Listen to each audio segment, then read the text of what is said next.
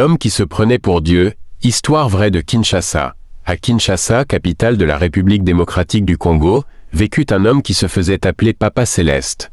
Devant ses fidèles, il se présentait comme un envoyé spécial de Dieu, mais dans l'ombre, il pratiquait la magie noire et la sorcellerie. Chaque dimanche, il remplissait son temple improvisé. Des foules affluaient, croyant trouver la délivrance. Il imposait les mains, murmurait des incantations en secret et faisait apparaître de l'argent, des objets mystérieux ou encore des guérisons théâtrales. Beaucoup le considéraient comme un Dieu vivant. Mais derrière ces miracles se cachaient des pratiques occultes. Des témoins affirmaient qu'il se rendait la nuit dans des cimetières, qu'il faisait des pactes avec des fétiches puissants. Son orgueil grandissait. Il ne parlait plus de Dieu, il parlait de lui-même.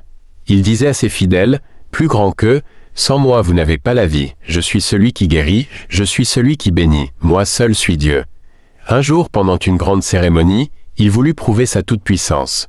Il annonça qu'il allait faire descendre le feu du ciel comme dans la Bible. Les fidèles criaient et dansaient en attendant le miracle, mais rien ne se produisit. Alors, sous la colère, il répéta ses incantations. Au lieu du feu, une tempête éclata. Le vent emporta le toit du temple, la pluie inonda l'assemblée et la foudre tomba tout près de lui. La panique fut générale. Les fidèles s'enfuirent, convaincus que ce n'était pas le Dieu vivant qui agissait, mais une puissance obscure. Quelques semaines plus tard, l'homme tomba malade. Ses proches racontent qu'il appelait des esprits la nuit, mais aucun ne venait l'aider.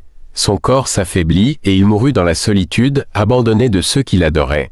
À Kinshasa, son histoire resta comme un avertissement. Beaucoup répétèrent. Cette histoire vous est présentée par Les Histoires de Wadol, le maître des récits mystiques africains, où tradition, esprit, secret et vérité oubliée prennent vie. Merci à Wadol de nous plonger dans ces univers sombres, mais porteurs de grandes leçons.